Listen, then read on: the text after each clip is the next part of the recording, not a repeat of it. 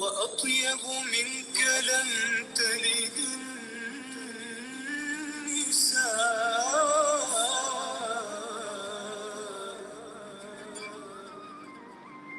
خلقت مبرأ من كل عيب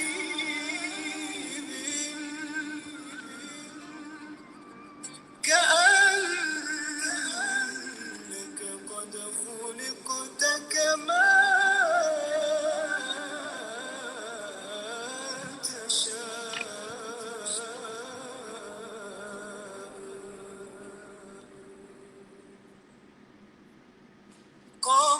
قمرون قمرون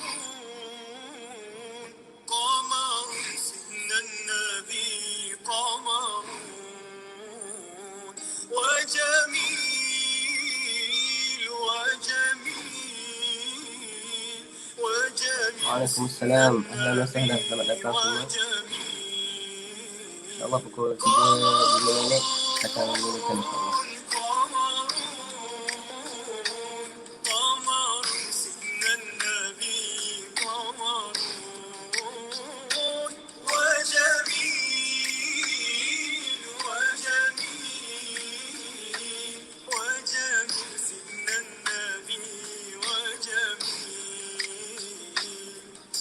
وكف المصطفى كالورد نادي وعطرها يبقى إذا مست آيادي وكف المصطفى كالورد نادي وعطرها يبقى إذا مست آيادي وعم نوالها كل العباد وعم نوالها كل العباد وعم نوالها كل العباد حبيب الله يا خير البراء يا قمر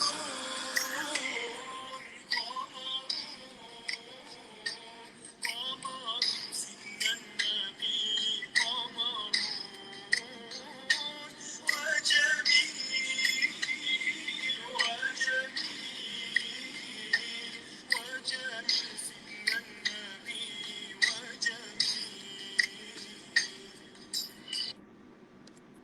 طيب. Bismillahirrahmanirrahim. Alhamdulillahirabbil alamin. Wassallallahu ta'ala ala sayyidina Muhammadin wa ala alihi wa sahbihi ajma'in. Rabbi shrah li sadri wa yassir li amri wahlul 'uqdatam min lisani yafqahu qawli. Allahumma la ilma lana illa ma 'allamtana innaka antal alimul hakim wa la hawla wa la quwwata illa billahil 'aliyyil 'azim. Nawaitu at-ta'allum wa at-ta'lim wa at-tadhakkura wa at-tadhkir wan naf'a wal intifa' wal ifada wal istifada wal hath 'ala tamassuki bi kitabillah wa sunnati rasulillah sallallahu alaihi wasallam wad dalalati 'alal khair wad du'a al huda ibtigha'u bihi wa thawabi mardati ya arhamar rahimin ya arhamar rahimin ya arhamar rahimin. Allahumma salli ala sayyidina Muhammadin miftah bab rahmatillah ala ma fi ilmillahi salatan wa salaman daimain min mulkillah wa ala alihi wa sahbihi wa wala. Allahumma fakkina fid din wa 'allimna ta'wil wahdina siratal mustaqim siratal ladzina an'amta 'alaihim minan nabiyyin was-siddiqin wasyuhada'i was-salihin wa hasuna ulaika rafiqa. Alhamdulillah, kita bersyukur kepada Allah Subhanahu wa taala pada petang yang mulia ini. Sekali lagi Allah berikan kepada kita peluang untuk kita sama-sama insya-Allah berkongsikan sedikit ilmu dan kita sama-sama duduk dalam satu majlis ilmu yang moga-moga dengan majlis ilmu ini Allah rahmati kita, Allah ampuni dosa kita dan Allah sentiasa dekatkan kita kepada Allah Subhanahu wa taala, dan tidaklah bukan kita belajar semua ilmu ini melainkan untuk mendapatkan keridhaan Allah Subhanahu wa taala dan untuk mendapatkan kecintaan pada Rasulullah sallallahu alaihi wasallam. Waalaikumsalam kepada semua yang hadir pada petang ini insya-Allah. Setelah beberapa hari kita tinggalkan kelas yang terakhir, insya-Allah pada hari ini kita akan sambung pengajian kita. Sebelum itu insya-Allah kita akan mulakan dahulu kita punya kelas dengan kita membaca kita punya manzumah. Harap-harap sahabat-sahabat yang lain dah hafal lah sekadar 4 bait sahaja yang kita dah belajar setakat ini, kerana kelas yang lepas kita dah terangkan beberapa istilah yang penting. Dan insya-Allah pada hari ini juga kita akan sambung lagi sedikit menerangkan beberapa istilah yang khusus dalam ilmu akidah ini supaya kita lebih senang untuk memahami pembahasan-pembahasan yang seterusnya insya-Allah. Jadi insya-Allah kita akan baca dahulu. Bismillahirrahmanirrahim. Abda'u bismillahi warrahmani wabirrahimi daimil ihsani falhamdulillahil qadimil awwali wal akhiril baki bila tahawuli thumma salatu wassalamu sarmada ala nabi khairi man qad wahada wa alihi wa sahbihi wa man tabi' sabila dinil haqqi ghaira mubtadi'. Jadi insyaAllah sampai di situ saja. InsyaAllah hari ini kita akan tambahlah beberapa bait yang sempat kita bacakan. Dan kita akan ambil waktu ini. Sebelum itu kita akan ulang sedikit apakah yang kita dah bincangkan pada kelas yang lepas. Kalau suara tak jelas ke apa, tak nampak ke, boleh komen dekat ni. Boleh komen dekat ruang komen. InsyaAllah apa-apa kekurangan itu kita akan baiki dalam waktu terdekat ini insyaAllah. Baik. Yang kita dah bincangkan pada sebelum ini berkenaan yang pertama di antara perbezaan di antara sifat dan juga zat. Perbezaan di antara sifat dan juga zat. Kerana kita banyak mempelajari tentang sifat Allah Subhanahu Wa Taala. Dan harus kita bezakan di antara sifat dan juga zat. Kita telah terangkan bahawasanya sifat itu ataupun zat itu adalah perkara yang dinamakan dalam bahasa Arab maqama binafsihi. Barang yang berdiri, yang ada dengan sendirinya, dengan diri sendirinya, tidak perlu kepada benda lain. Maqama binafsihi. Dan juga sifat pula adalah maqama bighairihi. Barang yang berdiri dengan perkara yang lain.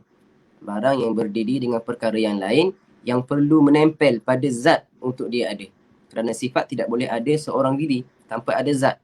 Sebab itulah kita katakan bahawasanya sifat Allah itu semuanya ada pada zat Allah Subhanahu Wa Taala tanpa bercerai tanggal pun daripada zat Allah Subhanahu Wa Taala. Baik. Dan semua kedua-duanya di antara zat dengan sifat bersifat dengan qadim. Maknanya tidak ada permulaan. Sama ada bagi zat Allah juga bagi sifat Allah Subhanahu Wa Taala. Baik. Seterusnya kita dah bincangkan bahawasanya perlu kita faham apakah maksud yang dimaksudkan dengan hukum. Kerana kita bila dah masuk pada perbahasan sifat nanti, kita akan bicarakan tentang hukum akal. Dan kita dah bezakan di antara hukum akal dan hukum syariat dan juga hukum adat. Hukum syariat itu adalah hukum yang datang daripada Allah, yang disyariatkan oleh Allah. Dan hukum adat itu adalah hukum yang diisbatkan kerana kebiasaan ataupun tajrubah. Kebiasaan, kerana kebiasaan ataupun selalu diuji. Dan hukum akal itu adalah hukum yang diisbatkan dengan sebab akal kita. Dan kita telah sebut contoh-contoh pada kelas yang lepas. Siapa yang belum dengan kelas yang lepas, sayugianya dia perlu dengar kelas yang sebelum ini untuk memperjelaskan lagi tentang istilah-istilah yang kita akan gunakan pada kelas ini. Baik. Dan kita telah bincangkan bahawasanya hukum akal itu juga terbagi kepada 3 bahagian. Hukum akal terbagi kepada 3 bahagian. Ada yang wajib bagi akal, ada yang mustahil bagi akal, ada yang jaiz bagi akal, harus bagi akal. Wajib bagi akal adalah perkara yang akal kita tak boleh nak terima ketiadaannya. Akal kita tak boleh nak terima ketiadaannya. Maka dia jadi wajib. Akal kita kata dia ni mesti ada. Perkara ni mesti ada. Itu hukum wajib bagi akal. Juga mustahil, akal kita tak boleh terima kewujudannya.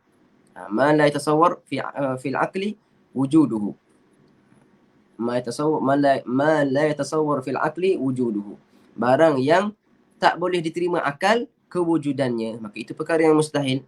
Dan perkara yang jaiz pula, hukum akal yang ketiga itu jaiz, yang harus akal kita boleh terima kewujudannya dan ketiadaannya. Dua-duanya boleh terima. Maka itu perkara yang kita dah jelaskan pada kelas yang lepas. Baik. Untuk hari ini, kita akan bincangkan sedikit kerana dalam sifat Allah Subhanahu Wa Taala kita dah beritahu bahawasanya Ahlus Sunnah wal Jamaah yang diiktibarkan adalah mereka yang berakidahkan akidah Al-Ash'ari wal Maturidi. Al-Ash'ari ini nisbah kepada Abu Hasan Al-Ash'ari dan Al-Maturidi dinisbahkan kepada Abu Mansur Al-Maturidi. Dua-dua ni adalah akidah Ahlus Sunnah wal Jamaah yang mereka ini yang mula-mula mengkaedahkan ilmu tauhid, ilmu kalam yang kita panggil sebagai sifat 20. Mereka ini yang mengkaedahkan, yang mentadwin ataupun kita tulis balik dalam kitab. Buat kaedah supaya orang awam lebih faham. Bukanlah mereka itu adalah orang yang membuat akidah baru. Mereka tetap berakidahkan akidah para sahabat dan Nabi SAW. Cuma mereka ini, Imam Abu Hasan Al-Maturidi dan juga Abu Hasan Al-Ash'ari dan juga Abu Mansur Al-Maturidi, mereka ini cuma mengkitabkan menuliskan balik kaedah-kaedah untuk kita memahami akidah. Kaedah-kaedah untuk kita memahami akidah dengan beberapa kaedah yang mereka telah tetapkan supaya kita boleh faham akidah dengan lebih jelas. Maka bukanlah mereka itu mubtadi', bukanlah mereka itu buat perkara yang baru, mendatangkan akidah yang baru, tapi akidah yang sama dengan akidah para sahabat, para tabi'in, seterusnya sampai kepada mereka, dan mereka juga dikirakan sebagai golongan yang salaf. Golongan yang salaf kerana mereka lahir sebelum daripada 300 Hijriyah. Baik. Maka ditetapkan bagi Allah ataupun diisbatkan bagi Allah itu ada beberapa sifat. Dan biasa kita dengar sifat 20. Tapi sebenarnya itu adalah qaul yang masyhur. Qaul yang masyhur. Adapun qaul yang rajih, pendapat Abu Hasan Al-Asy'ari mengatakan sifat Allah hanya ada 13 perkara. Bila kita sebut sifat Allah 20 ataupun 13 perkara ni, bukan bermaksud sifat Allah terkumpul pada 13 sahaja. Bukan sifat Allah terkumpul pada 20 sifat sahaja. Tetapi segala sifat kemuliaan itu adalah milik Allah Subhanahu Wa Taala. Segala sifat kesempurnaan adalah milik Allah Subhanahu Wa Taala. Tetapi kesemuanya sifat-sifat yang tidak berbilang itu kembali kepada usul. Kembali kepada 13 sifat yang usul, yang asas, ataupun 20 sifat yang asas. Cuma perbezaan di antara dua pendapat dalam Ahlus Sunnah wal Jamaah. Yang pertama, pendapat Abu Hasan Al-Asy'ari mengatakan 13 sifat sahaja. Mereka tidak mengatakan, tidak menyebutkan sifat maknawi. Sifat maknawi. Nanti kita akan bincangkan pembahagian sifat kepada 4 jenis. Sifat nafsiyah, sifat salbiyah, sifat ma'ani dan sifat maknawi. Sebelum itu, pada hari ini, saya nak terangkan dahulu bahawasanya sifat-sifat Allah ini terbahagi kepada Allah SWT kepada 2 jenis. Sifat Allah itu terbahagi kepada 2 jenis. Harap-harap boleh nampak apa yang saya cuba nak tunjukkan ni. Baik.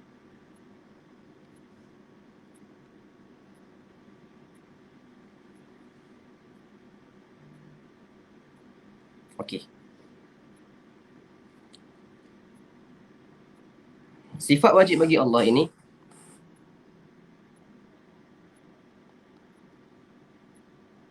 maaflah kalau tulisan tak cantik Memang saya ni cakap ayam sebenarnya.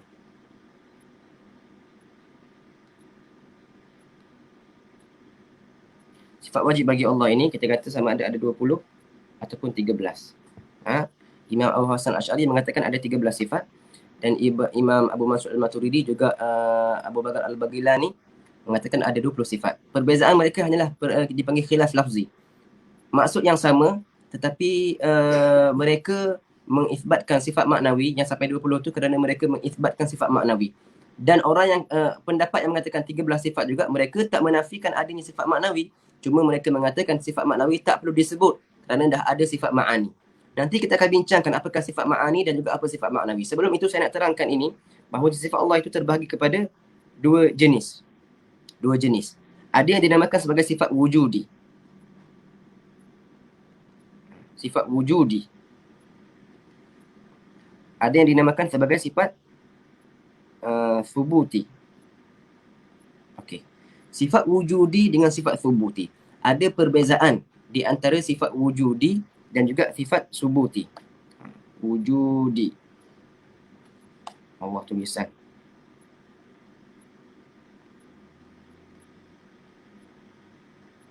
Subuti.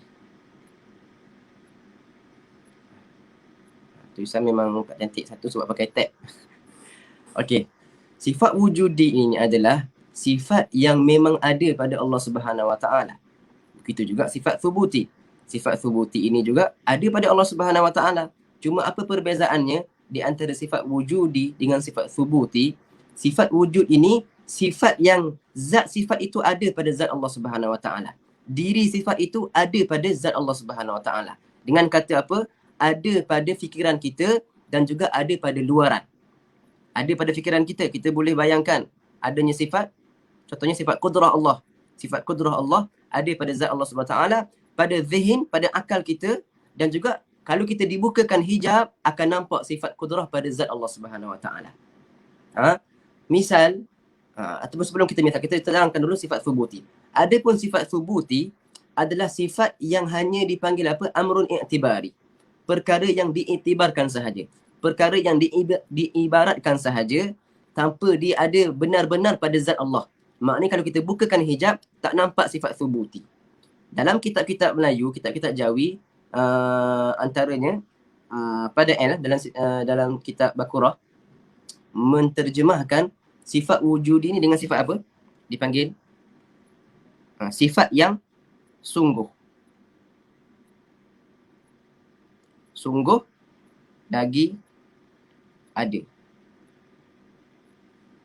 Adapun sifat thubuti hanya diterjemahkan sebagai sifat yang ada.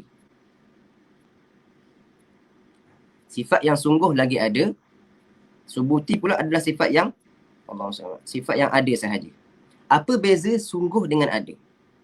Sungguh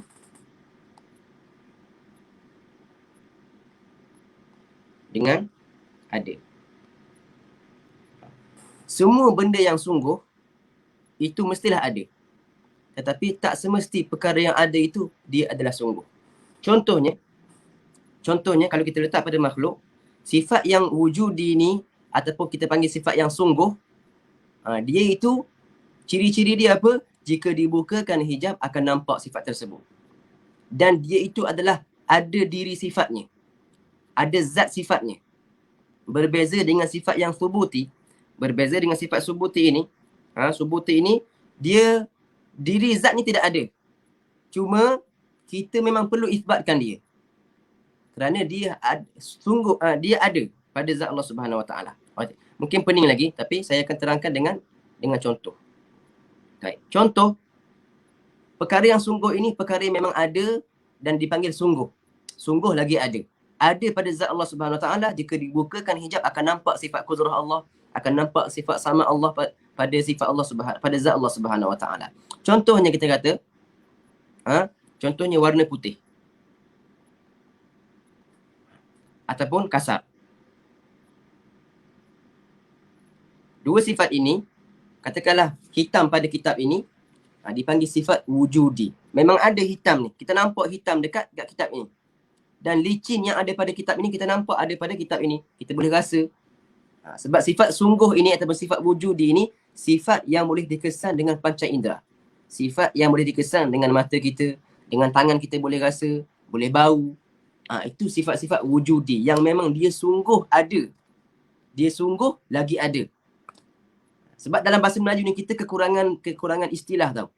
Kalau kita nak kata ada, itu pun ada, ini pun ada. Sifat wujudi pun ada pada zat Allah. Sifat thubuti pun ada dalam sifat Allah. Tapi dalam bahasa Arab, dibezakan di antara wujudi dengan thubuti. Thubuti ni perkara yang kita isbatkan pada dia. Tanpa ada zat sifat tersebut. Okay, contoh bagi sifat yang thubuti ataupun yang ada ini, contohnya apa? Contohnya kita katalah kurus. Sifat kurus. Kita kata orang ni, fulan ni kurus lah. Z ini kurus sifat dia. Okey, boleh tak kita tunjukkan di mana kurus dia tu? Seperti mana kita boleh tunjukkan di mana sifat hitam tu? Tak boleh, sebab dia bila kita tengok bentuk dia macam tu, maka kita katakan dia kurus. Sifat bulat contohnya. Sifat bulat. Sifat bulat ini adalah sifat subuti, sifat yang ada tetapi tidak sungguh. Bila dia duduk macam lingkaran macam tu, maka kita panggilkan dia bulat. Contohnya pecah yang ada pada kaca. Pecah pada kaca. Pecah yang ada pada kaca. Pecah tu sifat. Tapi adakah dia sifat yang sungguh, yang wujudi, ataupun dia sifat yang thubuti? Nak kenal macam mana? Adakah pecah itu kita boleh kesan dengan kita boleh kesan dengan panca indera kita? Pecah itu adalah sifat yang hanya ada tetapi tidak sungguh. Seperti mana putih. Sebabkan dia meretak, kita panggil dia pecah. Maka dia bukanlah sungguh tetapi dia ada. Tetapi sifat yang sungguh ini mesti dia ada sekali. Maka semua perkara yang ada itu sungguh, tetapi bukan perkara yang sungguh itu ada. Kalau tak faham juga, kita kena bezakan di antara Allahumma salli Muhammad, sifat yang boleh nampak dengan mata kita di hari kiamat kalau Allah buka hijab, iaitu sifat yang wujudi, sifat yang wujud. Tetapi ada sifat-sifat yang tak akan nampak dengan mata kita, tapi kita boleh faham dengan sifat yang lain. Contohnya sifat wujud Allah Subhanahu Wa Taala. Allah itu bersifat dengan sifat wujud. Ada tak kita boleh nampak sifat wujud pada zat Allah? Tak nampak, sebab sifat wujud itu dah dengan zat Allah dah menunjukkan dia wujud. Maka tak perlu lagi ada benda lain yang nak menunjukkan dia itu wujud. Maka dengan ada Allah itu dah menunjukkan dia bersifat dengan sifat wujud. Tapi sifat wujud itu adalah sifat yang subuti. Kita kata dia wujud sebab ada zat dia. Berbeza dengan sifat sama, sifat basar, sifat kudrah, sifat iradah. Itu sifat yang wujudi. Wujud ini apa?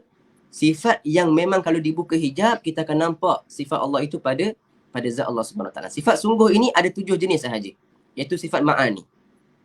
Yang sifat yang ada ataupun subuti ni ada, yang baki itu semua sifat subuti.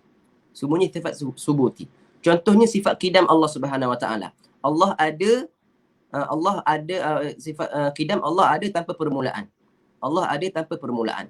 Bila dibuka hijab nanti pada hari kiamat nanti, kita boleh lihat Allah Subhanahu Wa Taala, tak akan nampak sifat kidam pada Allah. Tapi zat Allah itu bersifat dengan sifat kidam. Adanya zat Allah tanpa ada permulaan. Begitu juga sifat fana. Begitu juga sifat mukhalatuhu lil hawadith. Berbeza Allah dengan makhluk-makhluk itu adalah perkara yang kita isbatkan pada Allah.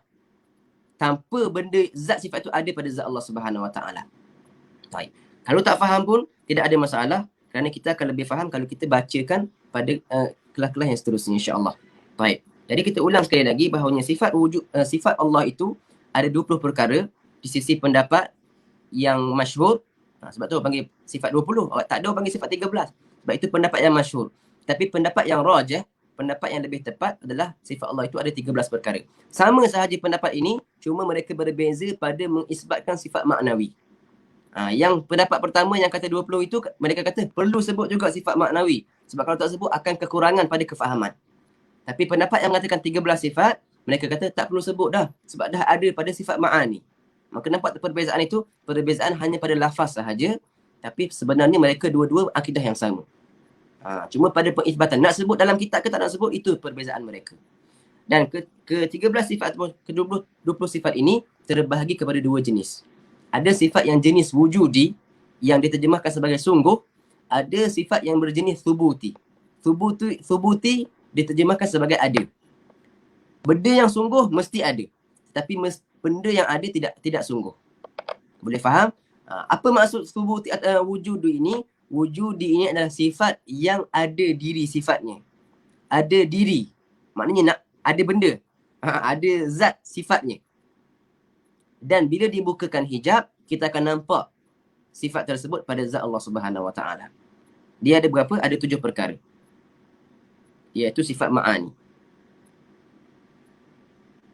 Sifat ma'ani.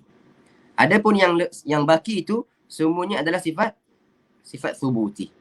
Sifat subuti. Antaranya sifat salbiyah, sifat nafsiyah dan juga sifat maknawiyah. Sifat maknawi. Nanti bila kita dah baca semua sifat-sifat Allah Subhanahu Wa Taala, baru kita akan bahagikan bahawa sifat Allah yang 20 itu terbahagi kepada 4 bahagian. Sifat nafsiyah, sifat salbiyah, sifat ma'ani dan sifat maknawi. Sekarang mungkin susah nak faham, tapi nanti lepas kita baca dah semua ke-20 sifat itu, kita akan terangkan apa perbezaan di antara sifat ma'ani, sifat maknawi, sifat salbiyah dan juga sifat nafsiyah. Memang agak pening sebab kita perlu gunakan akal. Kita perlu gunakan akal untuk memahami ilmu kalam ini. Ilmu sifat 20 ini memang saya kata memang perlu kepada fokus. Memang perlu kepada fokus dan perlu kepada pemahaman yang tepat. Cuma kita iktikadkan bahawasanya segala sifat kesempurnaan adalah milik Allah Subhanahu Wa Taala dan Allah itu mustahil dengan bersifat dengan apa-apa sifat kekurangan pun. Mustahil Allah akan bersifat dengan sifat kekurangan. Itu akidah secara ijmali. Secara umum kita kena iktikad apa? Segala sifat yang mulia itu adalah milik Allah Subhanahu Wa Taala dan segala sifat yang kurang itu mustahil ada pada Allah Subhanahu Wa Taala. Itu secara ijmali. Tetapi untuk menambahkan keyakinan kita belajar secara tafsili, secara lebih mendalam, secara lebih teratur dengan kita bahagikan sifat Allah kepada 13 sifat ataupun 20 sifat dan bukan kata hanya sifat Allah ada 20 sahaja. Kurang kalau macam tu. Semua sifat kesempurnaan adalah milik Allah. Tapi kesemuanya itu akan balik kepada asas 20 sifat ini. Semuanya akan kembali kepada asas 20 sifat. Harap-harap boleh bezakan di antara sifat wujudi dan juga sifat subuti. Saya mungkin tak akan gunakan bahasa Melayu, tapi saya akan sebut sifat wujudi. Sifat subuti. Untuk kita fahami beza di antara perkara yang wujud dan perkara yang subut. Perkara yang wujud ini adalah perkara yang memang ada pada zat. Boleh nampak jika dibukakan hijab. Perkara-perkara yang boleh dikesan dengan panca indera. Adapun sifat thubuti adalah perkara yang kita isbatkan sahaja. Kita hukumkan Allah bersifat dengan perkara tersebut tanpa sifat itu ada pada zat Allah secara jelasnya. Maknanya, seperti mana kita kata tadi, kurus ataupun gemuk yang ada pada seseorang itu, dia tak nampak pada zatnya. Cuma sebabkan dia berbentuk begitu, maka kita katakan dia kurus. Dia berbentuk begitu, dia pun bulat. Dia segi empat, segi tiga. Itu tidak ada. Zat sifat itu tidak ada pada objek tersebut. Contohnya, siwak ini. Siwak ini kita katakan, sifat dia adalah sifat pendek. Sebab ada lagi siwak yang lagi panjang. Kita kata pendek siwak ini. Di mana pendek itu? Adakah kita boleh tunjukkan di mana sifat pendek itu? Tidak boleh tunjuk. Sebab disebabkan dia berbentuk begini, kita panggil dia pendek. Itu sifat thubuti. Tapi kasar yang ada pada siwak ini. Boleh tunjuk, ini kasar ni. Kita boleh rasa. Itu sifat wujudi. Sifat wujudi ni sifat yang boleh dikesan dengan panca indera. Dan bila dibukakan hijab, kalau dinisbahkan pada Allah, bila dibukakan hijab, kita akan nampak sifat tersebut. Adapun sifat thubuti, sifat yang kita nisbahkan kepada Allah Subhanahu Wa Taala tanpa ada diri zatnya, tanpa ada diri sifatnya. Kalau dibukakan hijab pun, kita tak nampak pun sifat baqa Allah pada Allah. Sebab sifat baqa itu menunjukkan dia ada tanpa ada permulaan. Bukan kita nampak baqa, oh dia ni baqa. Bukan begitu. Boleh faham? Kalau boleh faham, komen faham. Saya takut tak faham. Kalau boleh faham, boleh komen faham.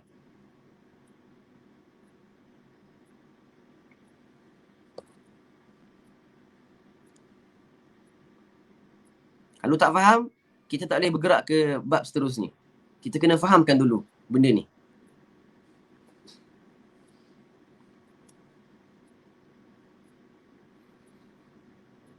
Faham insya-Allah, faham. 2 orang komen.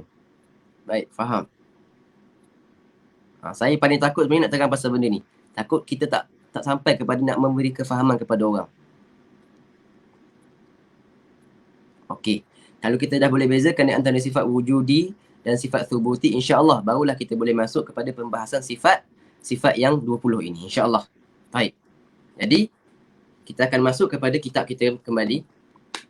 Kalau yang ada yang tak faham dengan istilah-istilah yang sebelum ni, boleh dengan kelas yang sebelum ni dan kelas yang ini.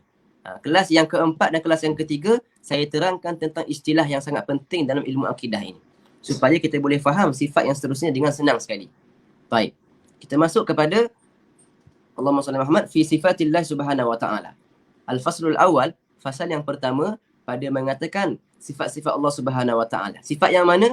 Sifat yang wajib bagi Allah, sifat yang jaiz bagi Allah, dan sifat yang mustahil bagi Allah subhanahu wa ta'ala. Sifat yang wajib apa kita dah bincangkan pada kelas yang lepas? Sifat yang akal kita tak boleh terima ketiadaannya.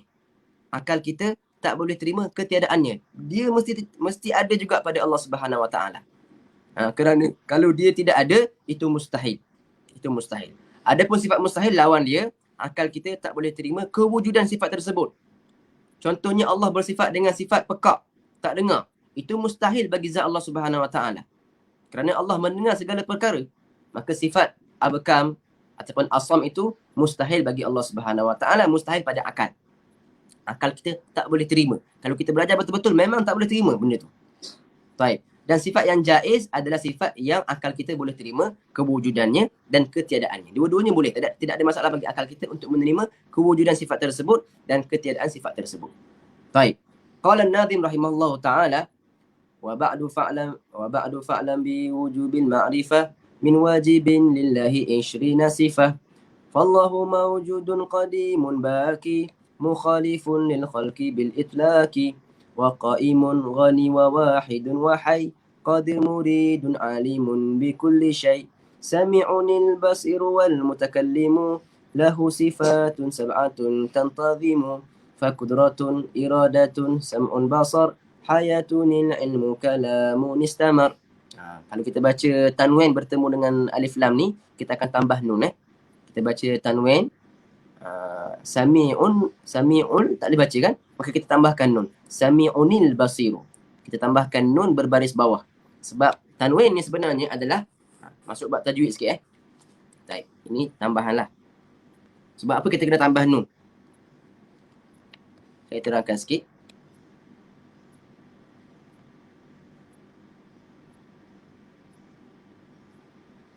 Asalnya macam ni. Sami'un. Sami'un. Tanwin itu, nun tanwin itu adalah nun yang mati, yang tak dituliskan pada atas kertas. Dinamakan tanwin. Maka kita pun padamkan nun ini. Allah, padam semua.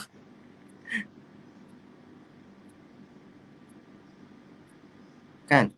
Asalnya macam ni. Sami'un. Sami'unil basir. Sami'unil basir. Nun ni mati. Asalnya macam ni. Tapi disebabkan nun ni mati, maka ditukarkan kepada tanwin. Dipadamkan nun ini dan diletakkan tanwin di sini. Tapi bila bertemu dengan alif lam, tak boleh sebut sebab bertemu dua huruf yang mati. Nun pun mati. Hamzah pun mati. Lam pun mati. Al-basir. Al-basir. Tak ada harakat. Maka bila bertemu dua huruf yang mati, kita kena hidupkan balik. Kita kena hidupkan balik apa? Nun ini. Kalau kita hidupkan dia, kita padam tanwin mati ini dan kita tambahkan Sami'unil basir. Boleh faham? Kenapa kita kena tambahkan nun? Ini dalam Quran pun sama. Dalam Quran pun sama. Huruf bahasa Arab, jika bertemu dua huruf yang sukun, maka kita kena hidupkan balik nun tu. Asalnya di nun mati, tapi disebabkan tak boleh nak sebut, maka kita hidupkan balik. Contohnya macam ni. Sami'ul basiru. Sami'un al-basiru. Maka nak sebut macam mana? Sami'unil basiru. Kita tambahkan nun di sini. Begitu juga di sini. Hayatun al-ilmu. Hayatun al-ilmu. Macam mana nak sebut? Tambahkan nun di situ. Hayatunil ilmu. Hayatunil ilmu, kerana tanwin ini sebenarnya ada nun dalam tu. Tapi ditukarkan kepada bentuk tanwin supaya dipadamkan nun tersebut. Sebab orang Arab ni kaedah dia tak suka panjang-panjang. Maka ditukarkan kepada harakat tanwin. Tanwin ini nun mati. Nun sakinah. Nun sakinah yang ada pada akhir kalimah yang disebut tetapi tak ditulis. Bila kita baca, kita sebut hayatun. Hayatun ada nun. Tapi kenapa di kertas tidak ada? Kerana dia tu tanwin. Maka bila dah bertemu dua huruf yang mati, iaitu nun yang mati dengan lam yang mati di sini, maka kita kena sukunkan balik. Berikan balik baris kepada nun tadi. Maka dibacakan hayatunil ilmu kalamu. Sama juga sini. Kalamun istamar. Kalamun istamar. Kalau nak baca terus tak boleh. Kalamun istamar. Jadi tak sedap bunyi. Maka ditambahkan nun baris bawah. Baik. Itu dalam bab tajwid. Sebab kalau nak hafalkan, macam mana nak baca dia? Sami'unil basiru wal mutakallimu lahu sifatun sab'atun tantadhimu. Faqudratun iradatun sam'un basar. Kalau sam'un basar tidak ada masalah sebab ba berbaris. Hayatunil ilmu. Hayatunil ilmu kalamun istamar. Kalamun istamar, ada nun di sini. Nun baris bawah. Baik. Maka kata musannif di sini wa ba'du dan seterusnya. Dan seterusnya. Sebelum tu kita baca dulu terjemahan ni. Ada terjemahan di sini. Selanjutnya ketahuilah dengan yakin bahawa Allah itu mempunyai 20 sifat yang wa ba'du fa'lam bi wujubil ma'rifah min wajibin lillahi isyuna sifah. Dan wa ba'du ini adalah satu kalimah yang digunakan dalam bahasa Arab untuk kita berpindah daripada muqaddimah ke bab yang kita nak bincangkan. Sebelum ini kan kita dah bincangkan tentang alhamdulillah, bismillah dan juga selawat kepada Rasulullah dan kepada keluarga Rasulullah dan kepada sahabat Rasulullah sallallahu alaihi wasallam. Itu adalah muqaddimah. Sekarang musannif ataupun pengarang kitab ni nak masuk kepada topik perbincangan yang sebenar.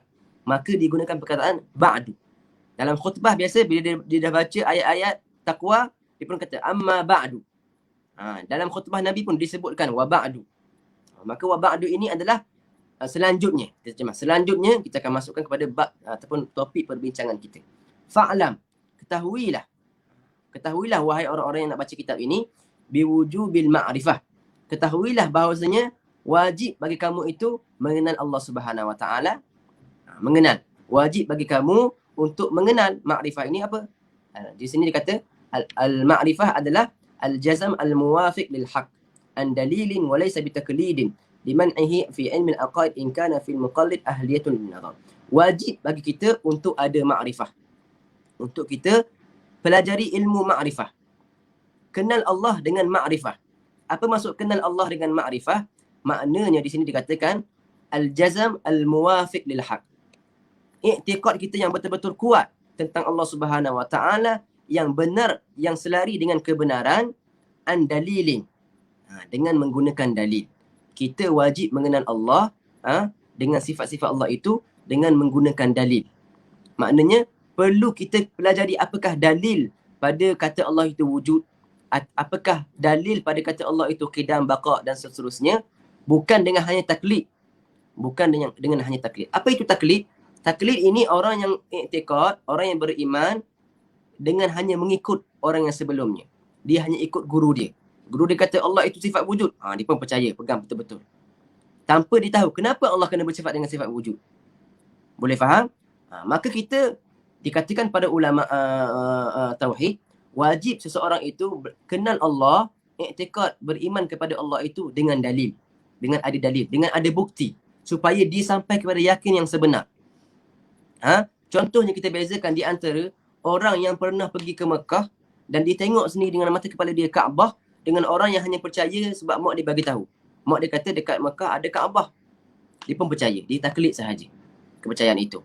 Dengan orang yang betul-betul tengok dengan mata kepala dan dia pergi pegang pula Kaabah itu dengan tangan dia. Maka keyakinan dia lebih bertambah, lebih kuat dan tak akan bergerak dah. Memang kalau orang kata tak ada Kaabah dekat Mekah ni, dia tak akan percaya. Tapi orang yang pertama tadi, yang hanya taklid, yang hanya dengar daripada orang sahaja, boleh jadi akidah dia boleh berubah. Kadang-kadang bila orang hasut dia, dia kata, boleh jadi juga tak ada Kaabah tu dekat Mekah. Sebab apa? Sebab dia hanya dengar daripada orang. Itu taklid. Taklid ini dia hanya ambil akidah daripada orang tanpa dia faham dalilnya. Kenapa kamu kata Allah wujud? Sebab mak aku kata Allah wujud. Sebab guru aku kata Allah wujud. Maka aku percaya. Maka itu akidah betul. Betul tak akidah tu? Betul akidah tersebut. Tetapi boleh apa? Kita kata, kalau orang Terengganu panggil, boleh ogeh-ogeh lagi. Boleh terjejas lagi dengan hanya taklid, ikut kepada orang. Tapi kalau orang tu dah belajar dengan dalil, dia tahu maksudnya Allah ada wujud kerana apa? Kerana adanya makhluk ni. Dan makhluk ini tidak akan wujud melainkan ada penciptanya. Maka itu dia percaya Allah wujud dengan dalil. Maka ini kata setengah ulama tauhid dalam Jawharut Tauhid menyebutkan 8 khilaf ulama tentang orang yang taklid ini. Adakah mereka yang taklid ini selamat iman mereka? Adakah mereka tak akan masuk neraka, akan masuk syurga? Adakah mereka ini dah selamat dengan hanya taklid?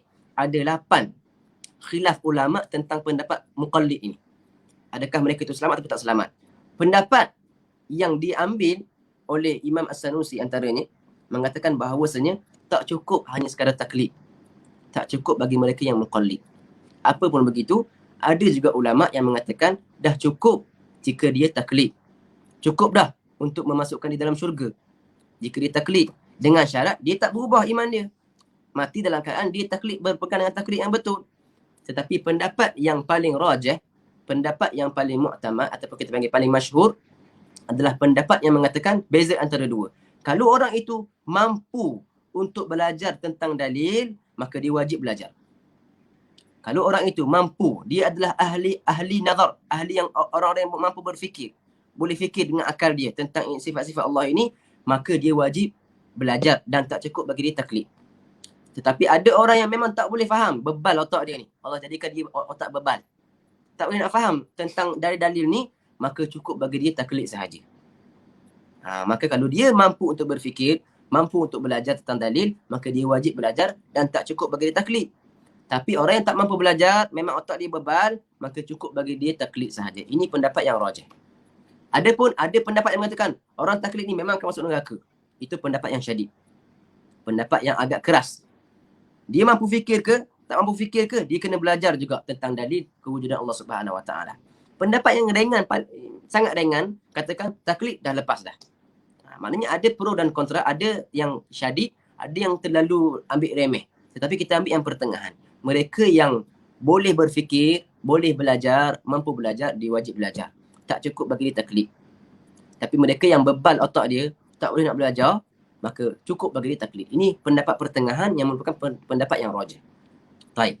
Maka di sini dikatakan wajib bagi kamu untuk belajar tentang sifat Allah dengan dalil. Belajar dengan dalil, bukan hanya ikut orang. Bukan hanya dengar orang cakap Allah tu sifat mendengar, dia pun kata Allah mendengar. Tanpa ada dalil. Tak cukup. Liman ihi fi ilmi al-aqaid in kana fil muqallid. Kerana apa? Kerana taklid itu dihalang kesahihannya pada ilmu akidah jika dia daripada orang yang muqallid. Jika orang muqallid itu adalah orang yang mampu berfikir. Maka penulis syarahan kitab ini dia menggunakan pendapat yang rajih tadi, yang mengatakan kalau kita ni adalah orang yang mampu berfikir, maka tak boleh kita hanya taklid sahaja. Taklid ni apa? Taklid ni dia ikut orang sahaja. Taklid buta panggil. Taklid tanpa ada dalil. Tapi kalau dia hanya taklid pada mula-mula, macam sekarang ada orang yang belum belajar sifat 20 dengan dalil. Dia taklid mula-mula, kemudian dia belajar pula dengan sifat-sifat 20 berserta dengan dalil, maka itu adalah paling mantap sekali. Paling sempurna kerana dia keluar daripada khilaf semuanya. Sebab dia kenal Allah dengan dalil. Kenal Allah dengan dalil. Bukan hanya sekadar dengar orang sahaja. Untuk apa semua benda ni? Untuk sampai kepada yakin yang betul-betul yakin. Supaya dia tak datang dah syak wasangka tentang wujudnya Allah Subhanahu Wa Taala. Sebab bila dah ada dalil, dah ada tanda, maka tak akan bergerak dah kita punya akidah, insya-Allah. Kita mohon kepada Allah supaya Allah kekalkan kita punya akidah tentang Allah Subhanahu Wa Taala. Baik, di sini kata wa ba'du fa'lam bi wujubil ma'rifah min wajibin lillahi 20 sifah. Dan seterusnya ketahuilah bahawa kamu itu wajib mengenal Allah Subhanahu Wa Taala dengan dalil daripada sifat-sifat yang wajib. Min wajibin lillahi 20 sifah. Dan perkara-perkara yang wajib itu ada 20 sifat. 20 sifat yang wajib bagi Allah Subhanahu Wa Taala dan 20 sifat yang mustahil dan satu sifat yang harus. Maka di sini dia akan mulakan dengan 20 sifat yang wajib bagi Allah Subhanahu Wa Taala. Yang pertama, fallahu, maka Allah itu, zat Allah itu maujudun. Maujudun, qadimun, baki, mukhalifun lil khalqi bil itlaqi. Allah itu wujud. Yang pertama, sifat pertama. Yang kedua, qadim. Qadim ni apa? Nanti kita akan bincangkan. Tidak ada permulaan. Bakin, tidak ada perakhiran. Mukhalifun lil khalqi, tidak sama dengan makhluk, bil itlaqi, dengan seluruhnya. Wa qaimun, dan berdiri dengan diri sendiri. Ghaniyun, kaya. Wa wahidun, esa. Wahai, hidup. Qadir, mampu. Murid, menginginkan, ada keinginan. Alimun, mengetahui. Bikulli syai', dengan segala perkara. Ini saya terjemahkan dari segi terjemahan kalimah-kalimah. Sami'un, sifat sami', sifat mendengar. Sifat basir, sifat melihat. Wal mutakallim, dan berkata-kata. Lahu sifatun sab'atun tantadhimu, dan baginya ada sifat yang 7 yang disusunkan. Tantadhim ni sifat, masuk pada sifat ma'ani. Qudratun, iradatun, sam'un, basar, ada sifat kudrah, ada iradah, ada sama', ada basar. Hayatun, ilmu, kalamun, istamar. Sebenarnya ini sifat ma'nawiyah, sifat ma'nawi, bukan sifat ma'ani. Kudrah, iradah, sam'un, basar, hayatun, ilmu, kalamun, istamar. Baik, itu semua keluaran daripada sifat ma'ani. Kita bincangkan satu persatu insya-Allah. Syarah. Di sini dia kata syarah. Kita baca syarah ni. Yajibu ala kulli mukallaf.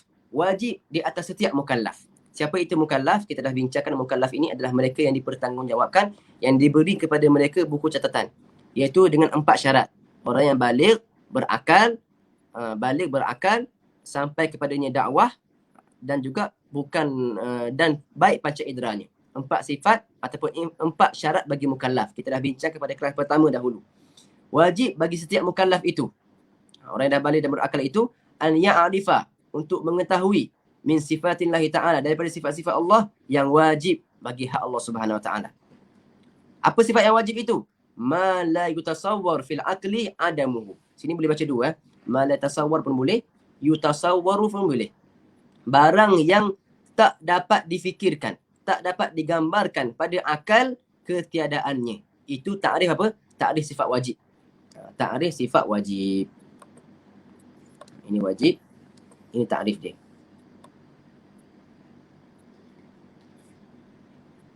Tak keluar. Sekejap. Oh, tak keluar tu ni eh. Sekejap saya refresh balik.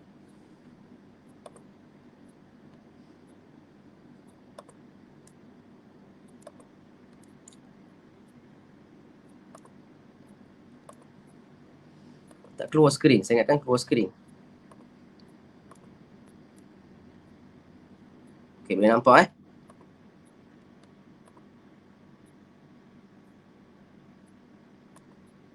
Okey. Yajibu ala kulli mukallaf. Wajib di atas setiap mukallaf itu untuk dia mengetahui sifat-sifat Allah Subhanahu Wa Taala yang wajib bagi Allah. Wajib bagi dia mengetahui sifat wajib bagi Allah Subhanahu Wa Taala. Apa sifat wajib?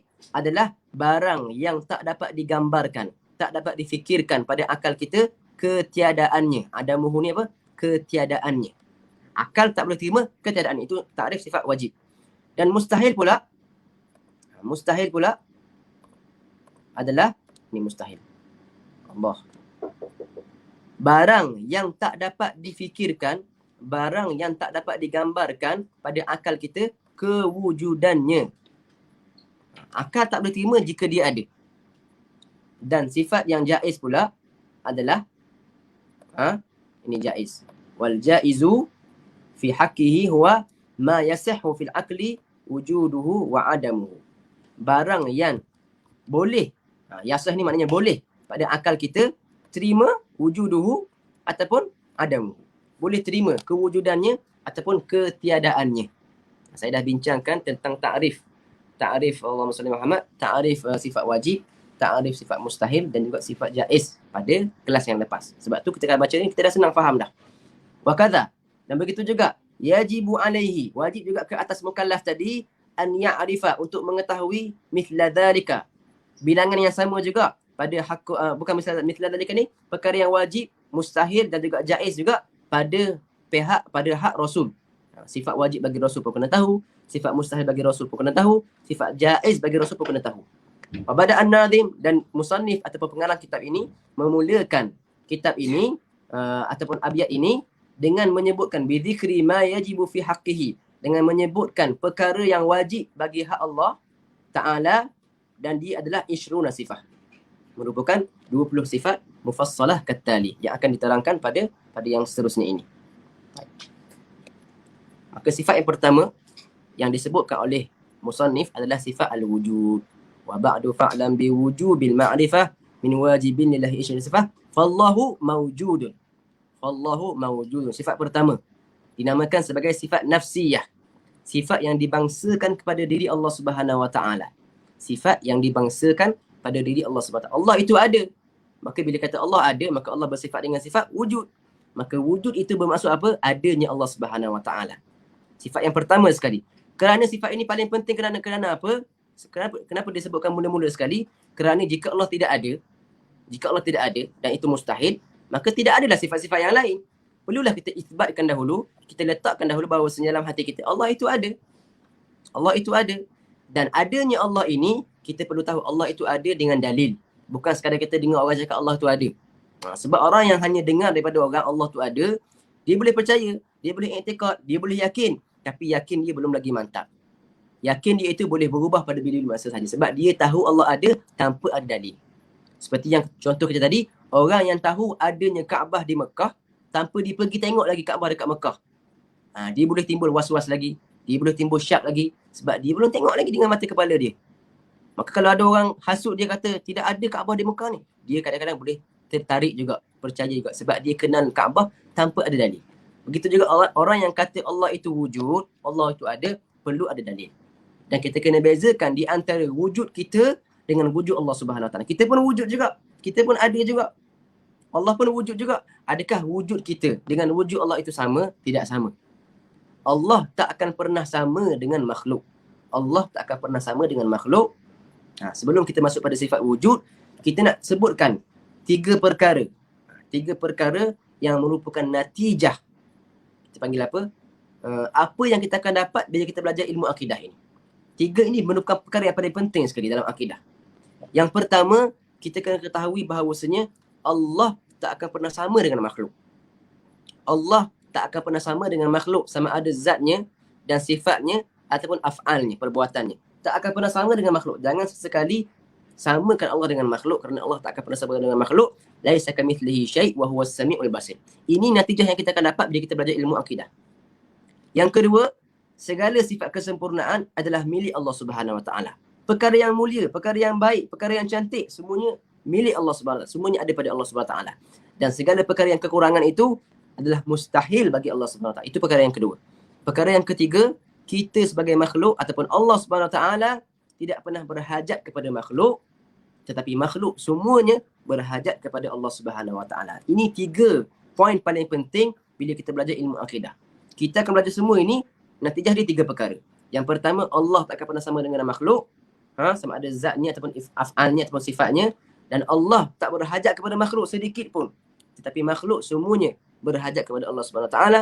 Yang ketiga, segala sifat kesempurnaan adalah milik Allah, dan sifat yang buruk-buruk itu mustahil ada pada Allah Subhanahu Wa Taala. Itu ijmali, secara keseluruhan. Akidah secara secara umum sahaja. Belum kita masuk lebih detail lagi.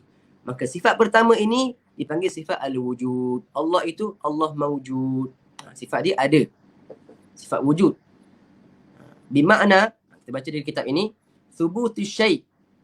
Bimakna thubuti syai'. Adanya sesuatu perkara itu dipanggil wujud. Wa tahaqquqihi. Tengok di sini disebutkan thubut dan juga tahakkuk. Thubut itu kita isbatkan Allah itu ada dan memang benar-benar ada. Memang benar-benar ada. Wajibun lahu, dan sifat ini wajib bagi Allah Subhanahu wa taala. Li dzatihi la li illah. Di sini dikatakan li dzatihi. Allah itu wujudul dzati. Sifat wujud Allah itu sifat wujud zat. Apa beza zat dengan illah? Wujud kita, sekarang dia akan bincangkan apa perbezaan wujud kita dengan wujud Allah Subhanahu wa taala. Kita kata Allah ada. Manusia pun ada. Aku pun ada sekarang. Maka aku ni samalah dengan sifat Allah sebab aku pun ada, Allah pun ada. Kita kata kamu hanya ada dan sama itu hanya pada lafaz sahaja. Kita pinjam kalimah wujud letak pada diri kita. Sebenarnya kita pun tak layak untuk dinamakan dengan sifat wujud. Kerana wujud itu adalah sifat Allah Subhanahu wa taala. Tapi sebab tidak ada kalimah lain nak menggambarkan kita ni ada, kita pun gunakan perkataan wujud juga. Tetapi apa perbezaan wujud Allah, wujudnya zat Allah itu dengan wujudnya zat kita ini? Wujudnya zat Allah dipanggil wujudul dzati. Wujud zati ni apa? Wujud yang tanpa ada sebab. Wujud tanpa ada illah. Berbeza dengan kita, wujud kita ada sebab. Kerana Allah yang mewujudkan kita. Wujud kita ada sebab. Sekejap Okay. Wujud kita adalah wujud al-zat, wujud al-illah. Wujud bil-illah. Wujud dengan ada sebab. Kita wujud ini kerana Allah yang mewujudkan kita. Tetapi wujudnya Allah tanpa ada perkara lain yang mewujudkan Allah. Kerana Allah wujud tanpa sebab. Kita pun fikir-fikir, boleh ke ada sesuatu perkara yang wujud tanpa ada sebab? Boleh ke? Masuk akal ke? Kita kata, perkara yang kamu tak masuk akal itu adalah Allah Subhanahu wa taala. Kerana zat Allah, kita tak mampu fikir dengan akal kita. Tapi bila kita sampai fikir, oh Allah ni mesti ada satu lain yang mewujudkan dia. Sebab tak mungkin ada satu perkara tanpa ada wujud. Kita pun mengisbatkan ada pencipta bagi Allah Subhanahu wa taala. Kalau kita isbatkan macam tu, siapa yang menciptakan pencipta itu? Mestilah mustahil juga dia. Sebab zat Allah ini perkara yang kita tak boleh fikir. Maka yang kamu tak boleh fikir itu adalah Allah Subhanahu wa taala. Sebab itulah kata Sayyidina Ali radhiyallahu taala anhu, al-ajzu an al-idrak huwa hakikatul idrak. Al-ajzu an al-idrak huwa al-idrak. Bila kamu tak mampu nak faham tentang zat Allah itu, itulah pemahaman yang betul. Dan bila kamu dapat faham zat Allah itu bentuk begini, mulanya begini, akhirnya begini, adanya begini tentang zat Allah, maka itulah bukan Allah Subhanahu wa taala. Itu adalah mainan daripada kepala otak kamu sahaja. Gangguan syaitan sahaja. Sebab itu Nabi melarang kita daripada berfikir siapa yang menciptakan kita, tu siapa yang menciptakan malaikat, siapa yang menciptakan para nabi, siapa yang menciptakan Allah. Jangan biarkan perkara-perkara itu bersama-sama sampai kepada kita tanya siapa yang menciptakan Allah. Kerana tanya siapa yang menciptakan Allah itu pun dah di luar akal kita dah. Sebab Allah, kita tak boleh faham zat Allah Subhanahu wa taala. Dan Allah ada tanpa ada permulaan. Maka sebab itu kita kata berbeza wujudnya Allah dengan wujudnya kita. Wujudnya kita ini ada permulaan dan ada sebabnya. Ada perkara yang menyebabkan kita ada. Berbeza dengan wujudnya Allah tidak ada sebab. Sebab itu disebut di sini wajibun lahu ta'ala li dzatihi. Wujud Allah itu dengan zat Allah. Bukan dengan sebab. Ai anna ghairahu lam yu'athar fi wujudihi ta'ala. Bahawasanya tidak ada perkara yang lain yang boleh memberi kesan kepada wujudnya Allah. Maknanya Allah wujud bukan disebabkan berlaku perkara-perkara wujudnya Allah. Tidak. Tidak begitu. Tak boleh faham macam mana ada sesuatu benda itu wujud tanpa ada perkara yang mewujudkan dia. Itulah Allah. Sebab Allah ni kita tak boleh faham. Sebab itu kata Sayyidina Abu Bakar As-Siddiq, tafakkaru fi makhluqatillah wa la tafakkaru fi dhatillah. Kita kena berfikir tentang penciptaan Allah, tapi jangan sesekali berfikir tentang zat Allah Subhanahu wa taala. Sebab itu kita belajar sifat ni. Kita belajar sifat untuk kita faham bahawasanya zat Allah itu adalah perkara yang tak boleh kita fikirkan. Akal kita ni Allah dah buat dah ada had dia. Allah yang ciptakan kita, Allah yang buat akal kita. Dan dia dah buat dah. Akal kamu sampai sini sahaja. Tak boleh nak lebih lagi. Maka kita tak boleh nak faham tentang zat Allah Subhanahu wa taala sehinggalah Allah beri kita kefahaman Kadang-kadang Allah buka hijab di syurga nanti, Allah bukakan hijab boleh nampak zat Allah Subhanahu Wa Taala. Maka Allah itu ada. Dan ada Allah tidak ada sebab. Tidak ada perkara yang mewujudkan Allah. Berbeza dengan adanya kita. Adanya kita itu ada sebab dan ada permulaan. Ada permulaan. Baik. Amal wujudu ghairi az-zati. Adapun kewujudan yang lain yang bukan bersifat dengan wujud zati, seperti apa? Seperti wujudnya kita ini, kawujudina fahuwa bi fi'lihi ta'ala. Maka wujud kita adalah dengan sebab perbuatan Allah Subhanahu Wa Taala. Di sini kita nak sampaikan bahawasanya sifat pertama bagi Allah adalah sifat wujud. Sifat wujud. Allah itu ada. Tapi kena bezakan di antara wujudnya Allah dan wujudnya kita. Dan wujudnya makhluk lain. Wujudnya segala makhluk yang lain itu adalah kerana penciptaan Allah Subhanahu Wa Taala. Tetapi wujudnya Allah tanpa ada sebab. Bukan disebabkan ada berlaku suatu perkara, maka Allah pun wujud. Allah pun muncul. Tidak ada begitu. Allah bukan muncul. Allah dah ada azali dah. Dah ada tanpa permulaan. Macam mana sesuatu ada tanpa permulaan? Itulah Allah Subhanahu Wa Taala. Perkara yang kamu tak boleh fikir itu adalah Allah Subhanahu Wa Taala. Adapun perkara yang kamu fikir dalam kepala kamu tentang zat Allah, itu bukan Allah Subhanahu Wa Taala. Kerana Allah tak boleh difikirkan pada zatnya. Tapi kita boleh fikirkan pada sifatnya daripada perbuatannya. Kita boleh fikir tentang sifat Allah dan tentang perbuatan Allah. Tapi kita tak boleh fikir tentang zat Allah Subhanahu Wa Taala. Sebab itu kita belajar tentang zat Allah. Tentang sifat Allah. Bukan belajar tentang zat Allah Subhanahu Wa Taala. Baik. Apa bukti Allah itu wujud? Apa bukti Allah itu ada? Kita kata, kita kena belajar ilmu akidah ni dengan berdalil. Apa buktinya? Dalil ni ada dua perkara. Ada dua jenis. Dalil naqli dengan dalil akli. Dalil naqli ni adalah dalil daripada Quran dan juga hadis. Kita tahu Allah itu ada kerana dalam Quran kata Allah ada. Dan kita percaya betul-betul dengan Quran. Kita percaya Allah ada kerana Nabi kata Allah ada. Sallallahu alaihi wasallam. Dan kita sangat-sangat percaya pada Nabi sallallahu alaihi wasallam. Itu dalil naqli. Dia didatangkan hadis ataupun ayat Al-Quran. Dalil yang kedua dipanggil dalil akli. Dalil bukti Allah itu ada kerana ada dalil akli. Akal kita pun kata Allah itu ada. Tanpa kita gunakan dalil naqli pun kita dah boleh faham Allah itu ada. Dia kata di sini wa dalil ala dhalika wujudu hadhihi al-makhluqat. Ini dipanggil apa? Dalil naqli. Dalil akli, astagfirullah. Dalil akli. Dalil tentang kewujudan Allah Subhanahu Wa Taala. Dalilnya apa? Apa buktinya Allah itu ada? Adanya makhluk ini. Adanya kita ini menunjukkan adanya Allah Subhanahu Wa Taala. Kerana jika kita ada, sudah pasti ada sesuatu perkara yang menciptakan kita. Kerana akal kita kata sesuatu makhluk tidak boleh ada melainkan ada penciptanya. Itu wajib akal kita kata makhluk ini mesti ada penciptanya. Alam yang besar ini mesti ada penciptanya.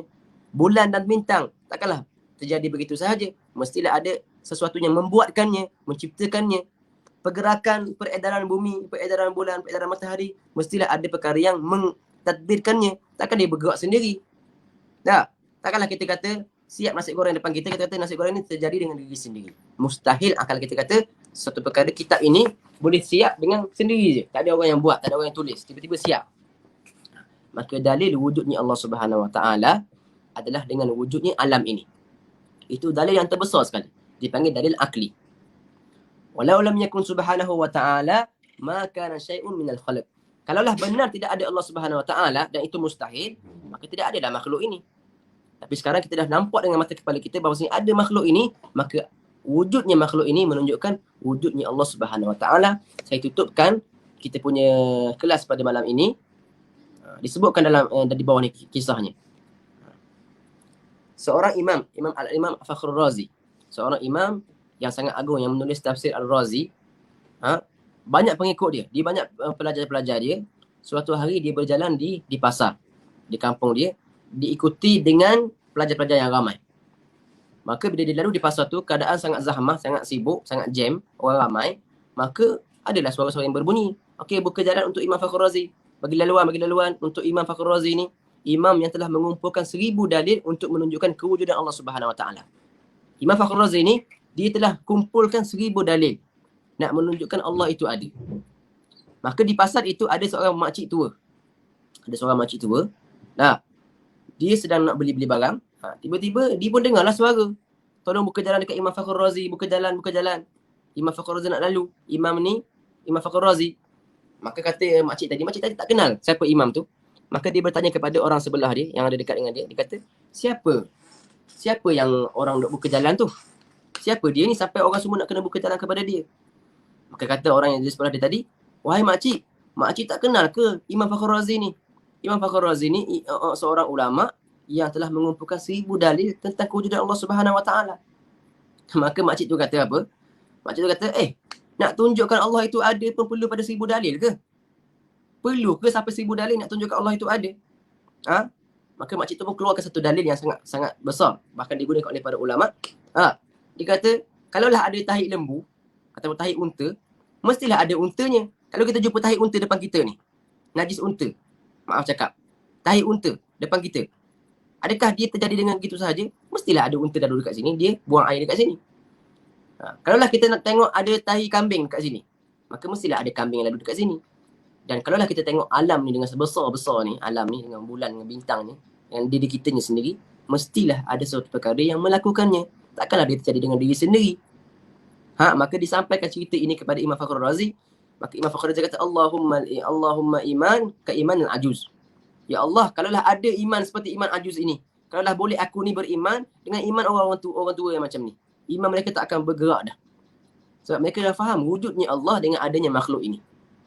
Disebutkan juga dalam kitab ini, di sini, wasu'ila a'rabi anid dalil. Kisah yang riwayat yang lain mengatakan ini ditanya oleh seorang Arab. Seorang Arab Badui ditanya tentang kewujudan Allah Subhanahu Wa Taala, maka dikatakan faqala al-abrah tadullu 'ala al-ba'ir. Najis unta mestilah menunjukkan adanya unta. Warauth dan najis keldai mestilah menunjukkan adanya hamir. Wa atharul aqdam 'ala al-masir. Kalau kita nampak tapak kaki dekat padang pasir, mestilah ada orang dah lalu dekat sini. Takkanlah dia terjadi begitu sahaja. Fasama'un dhatal abraj, dan langit yang ada tiang-tiang ini, dan bumi yang ada tanah yang bertemparan ini, wa biharun, dan sungai-sungai ataupun pantai-pantai yang ada ombak-ombak ini, tidakkah itu menunjukkan adanya pencipta bagi perkara tersebut? Maka itu dalil akli wujudnya Allah Subhanahu Wa Taala. Allah wujud kenapa? Kerana ada makhluk ini, adanya alam ini, itu menunjukkan Allah itu ada. Adapun dalil nakli, dalil yang kita ambil daripada Al-Quran, qala Allah Taala innani anallahu la ilaha illa ana fa'budni. Allah katakan kepada kita bahawasanya aku ini adalah Allah, tidak ada Tuhan selain aku, maka sembahlah aku. Awalam yatafakkaru fi anfusihim, tidakkah mereka berfikir tentang diri mereka?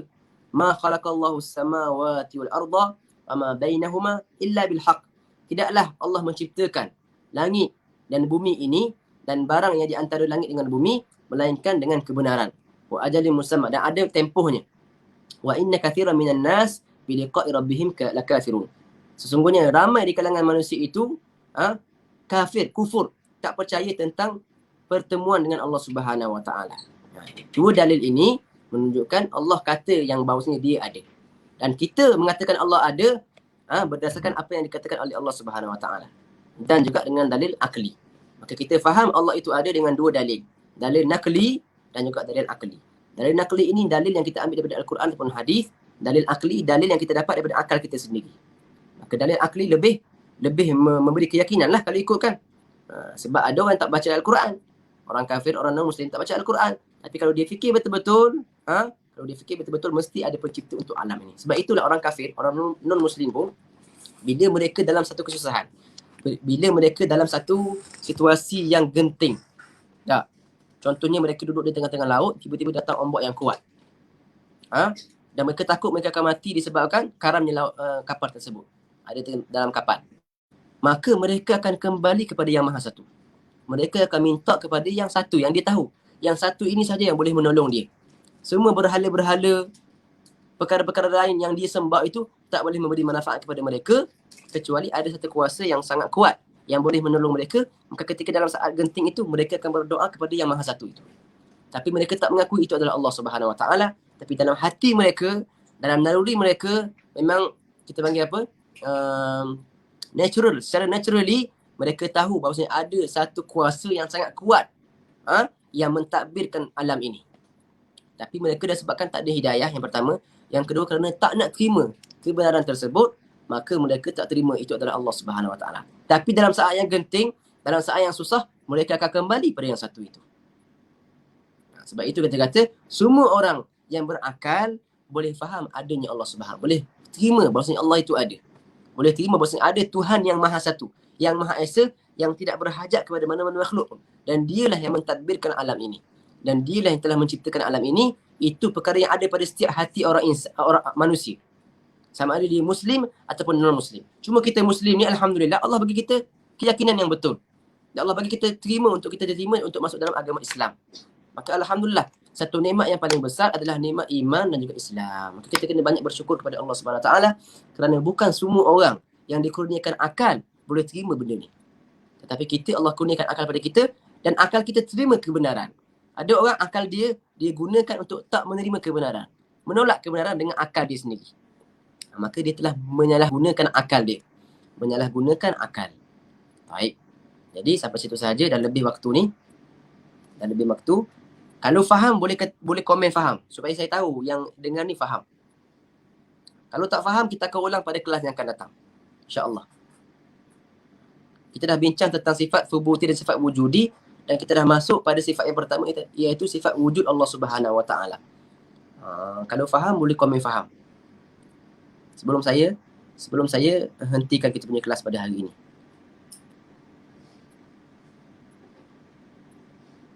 Baik, alhamdulillah kalau faham. Kalau ada apa-apa soalan, boleh tanya. Kalau sempat kita jawab sekarang, kalau tak sempat kita jawab pada kelas yang akan datang. Jadi kita mohon kepada Allah SWT supaya Allah memberi kita kefahaman pada agama ini dan memberi kita taufik untuk kita beramal.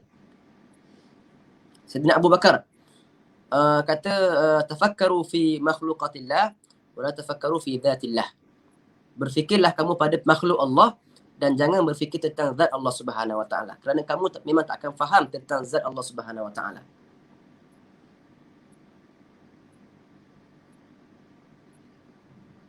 Baik. Jadi kita berhenti di sini saja. Wassallallahu ta'ala ala sayyidina Muhammad wa ala alihi wasallam.